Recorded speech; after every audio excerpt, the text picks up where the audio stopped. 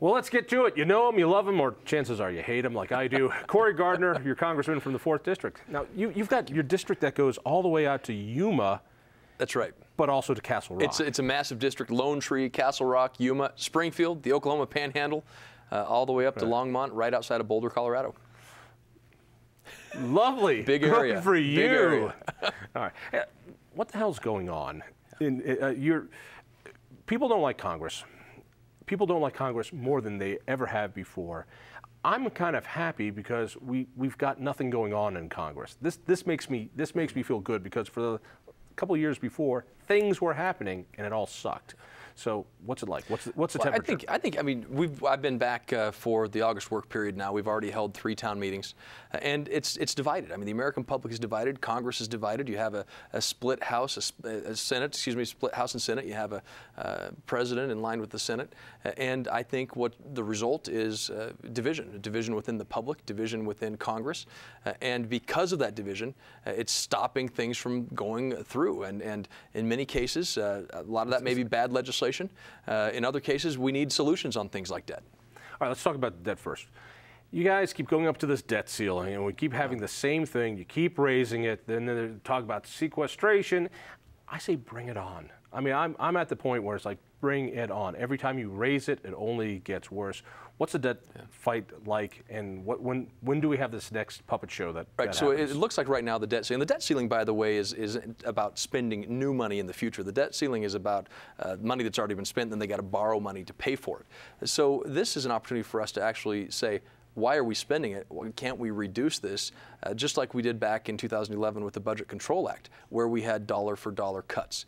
If you had dollar-for-dollar cuts with a debt ceiling, matching that, we'd balance the budget in 10 years, according to studies done by AEI. So the fact is, when you talk about dollar-for-dollar cuts, it means you need $1 to service the debt. Well, then we're going to have to find $1 cut in the current budget to pay for it. That's right. That's right. So in other words, doing what you do over your kitchen table, which is, we've got all these credit card debt.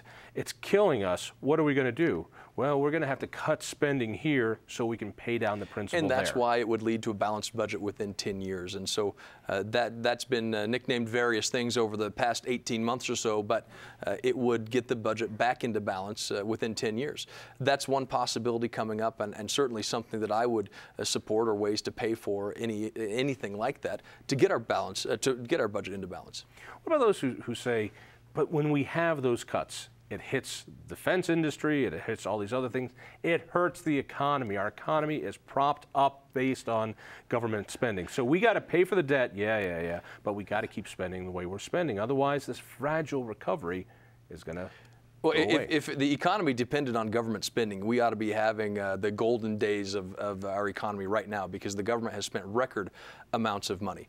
Whether you're looking at actual money put through the stimulus program, whether you're looking at money put through quantitative easing, billions and billions of dollars being added to this country as stimulus for the economy. And we still have a fragile recovery. We still have far too many people unemployed. Spending more money isn't the answer. It's letting people have power to spend their own money, keeping their own money. That's the answer. And that's the solution here. That's part of the solution. Reducing spending, and everybody is going to have their share of spending cuts. You bet. But it's also about growing the economy, and that's what I think this Congress right now is got to be focused on, is growing the economy, doing what we can to get government out of the way. You sound like a good candidate. Remember, next year is the election year. So what's going to happen between then and now? What will Congress kick out on debt? Or is it just going to keep doing the same thing and every few months have the debt ceiling fight and then the fight over sequestration? I think really it's about what we can do working with the President and the Senate to get to that overall goal of controlling spending, getting to a balanced budget. And so really it's up to the President in terms of what he is going to do. Is he going to be willing to shut the government down because he doesn't get his way over spending more and more money? So how do we make sure that issues like tax reform can be part of this discussion? Growing the economy through lowering the tax rate. Do we have dollar-for-dollar cuts? That's another idea.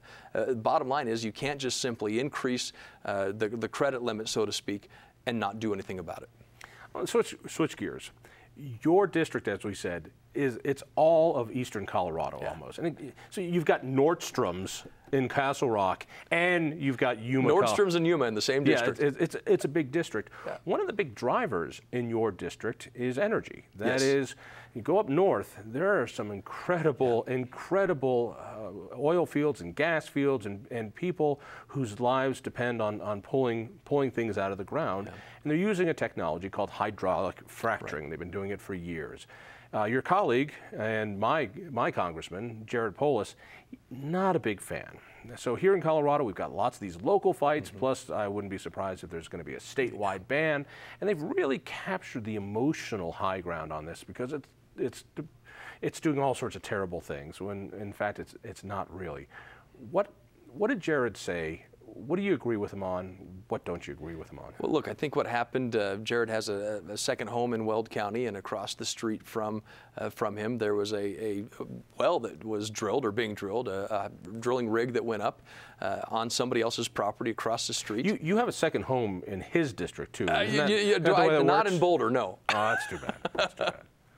You look at what happened, the exercise of property rights of his neighbor across the street from him, deciding to go forward and develop their mineral rights. Now, mineral rights are a property right. They are severable. I could sell mineral rights to you. You could develop them. But the bottom line is they're a property right. And unfortunately, this was characterized as destroying his Colorado dream. Now, this bothers me to a great degree because think about what's happening here. You have hardworking men and women who are trying to produce the backbone of our hydrocarbons of our economy.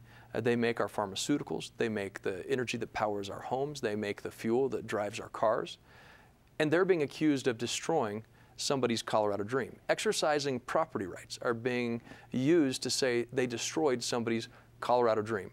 Imagine how that rig worker felt, who was pictured in the Denver Post. In that same article about being sued. Imagine how he felt when he found out he was in the Denver Post, being accused of ruining somebody's Colorado dream when he's simply trying to put food on his own family's table. How was he ruining the Colorado dream? Did he take some opportunity away from Jared? I don't think so. And I believe the dream is to have opportunity. That's why people came to Colorado. And he's certainly taking nothing away from Jared Polis, by the way, the richest Democrat in the House, and therefore a dear good friend of mine. So, what dream is being hurt? Well, again, I don't know if it's this idea that somebody who owns property separate from you will never do anything with their land that you don't want them to do. There's ways to handle this. If you don't want your neighbor to do something on their land, then you make a deal with them that they won't do anything on their land. It's probably going to cost you some money, but you're going to have. It's a free society. It's a free market. It's free use of your own private property. And so I think this is dangerous territory when we're accusing people who are simply trying to do their jobs of ruining somebody's Colorado dream. I live in a small town of Yuma. You mentioned it just a while ago. And there are a lot of people who came back to my hometown who left high school immediately because there were no jobs, who either came back or were able to stay because of energy development opportunities in that community. They're not ruining anybody's Colorado dream. I welcome them home. Fracking has a nasty reputation, which I haven't quite figured out. Compared to all other energy sources, you've got coal, which is open pit mining. You've got wood, which you're clearing forests. You've got windmills that take up acres and acres and chop down birds. You got solar panels that do the same, which mean incredible corporate welfare for them to actually exist. With hydraulic fracturing, there is a small footprint because it happens underground, and it's been done for 60 years. The emotion about it, though, has reached a fever pitch, and here in Colorado, that's going to go away. Well, and really, if you look at what people are saying about energy opportunity in this country, for the first time in our lifetime, we really do face the possibility of becoming energy independent. I have asked Secretary Moniz, President Obama's Secretary of Energy, whether or not we can get to energy independence without hydraulic fracturing. And the answer is clearly no, you can't. Secretary Moniz has also said that the complications of hydraulic fracturing are completely manageable.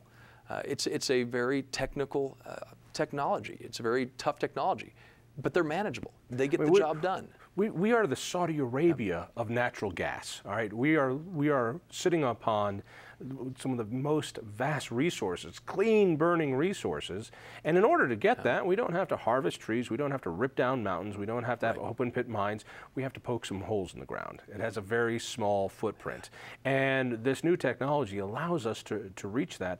I sometimes wonder if it's cheap and abundant energy that scares people more so than the technology. Right. I think you've hit it right on the head, because if you look just 5 years ago, maybe 10 years ago, natural gas was the darling of the radical environmentalists who believed that it was the bridge fuel to the future.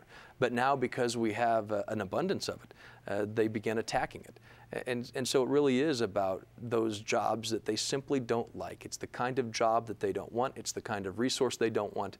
And so they're going to try to scare people.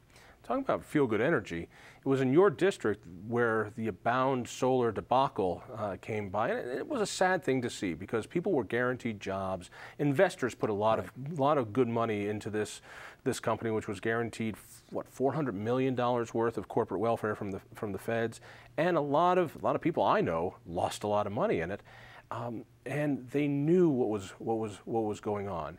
You're asking for a congressional investigation on that. Where do we stand? Well, we have subpoenaed a number of documents from the Department of Energy when it comes to these Solyndra Abound style loans, these loan guarantees that occurred, now trying to find out what happened to the actual physical property where a lot of this material was produced and created.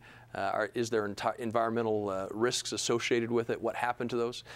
We don't have any answers, and we have taxpayers that have been on the hook now for Abound millions and millions of dollars, and Solyndra hundreds of millions of dollars. So we're talking about Abound Solar's products were so bad they caught fire. What was it that you came up with and said, these are remarkably effective and safe products so long as you don't put them in the sun? When an employee says they work fine as long as you don't put the solar panel in the sun, it's gone the wrong way. All right. Hey, can we talk a little immigration? Because this is a hot topic. The Senate pulled together something, and a lot of Republicans moved over, and a lot of the feeling is you have to do something on immigration. You have to do something on the path towards citizenship. A lot of Republicans in the Senate said, all right, we'll go along, we'll get along. They read the demographics. They saw the last election. They know what this issue is. Now it's in your court, and I heard your speaker saying this is dead on arrival. We're going to do our own thing. What's going to happen? Yeah, so the Senate passed a 1,000-page bill for their version of immigration reform. Only a third of the size of Obamacare. And we'll see and we've seen the complications of big bills like that and how complicated they truly are. The House will not pick up the Senate bill.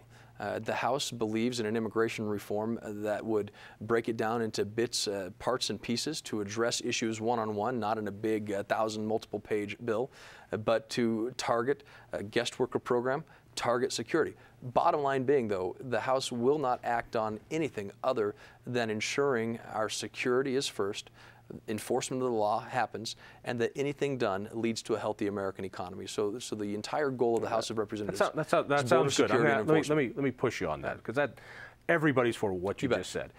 Specifically, will there be a comprehensive immigration package that comes out of the House?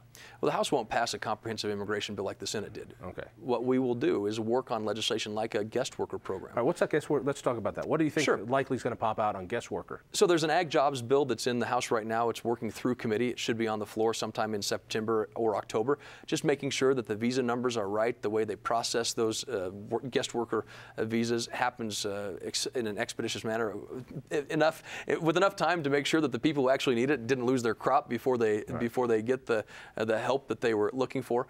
There's big differences in agriculture. Will people from Mexico be able to come here and work with and do so legally? And do so legally through a guest worker program. Will that be an unlimited guest worker program, or will there be caps like we see There now? are some programs with caps. We'll see what happens. It's whether the Senate and the House come together on caps or whether industry comes together on caps. But right now there would be a limited number. I think that's in the bill. You mentioned safety. All right, so enforcement. A lot of people, a lot of Republicans say, I'm willing to talk immigration reform as soon as you enforce the laws that are on the books. It's a chicken and egg thing, which is you can't enforce the laws on the book unless you put so much resource in it. And we already have, some say, up to 30 million illegals in this country to begin with. So what goes first? Let's talk about your vote. Yeah. What does that security look like? Do you do the reform and then you work on the security? Do you do it the other way? Security has to come first. Security must come first. But that security isn't just a presence on the north, south, east, and west border, the ports on the east and west coast. Security also means that you have a guest worker program that provides a legal workforce so people aren't end-running the security provisions put in place. But you can't move on to any other parts of that. People talk about earned status or pathway to citizenship. We have to secure the border, and that's where we need to begin. You do that with additional resources on the border, additional personnel, sure, additional physical presence. But you also do it with remote monitoring, and then you do interior enforcement as part of that security. Interior enforcement very much is guest worker, e-verify systems, those kinds of activities. We've only got a minute left. Let me ask you about the path towards citizenship. And this is where I want workers to be able to come here and work. I'm less certain if I want people who have been breaking the law and being here for years to give them a path towards citizenship. I want them to go to the back of the line and work their way through. But where are you personally on a path towards citizenship? Well, I don't even think we can. I do not support a path to citizenship. We've got to work on the security first and the enforcement. Then you can have those discussions. What would that look like? So you figure out what percent, if it's 90% border security, using real measures, you've got to watch out for what you're actually judging against, but you've got to make sure that they're working, E-Verify is in place, the guest worker system is in place, and then you have that verified by a third party. Better you than me. I'll send you back there. I'm happy staying here. Corey, thank you so much. Thanks for having me. Hey, listen for me on KHOW Radio. Check out the Independence Institute. That's independenceinstitute.org. Tell a friend, and we'll see you next week.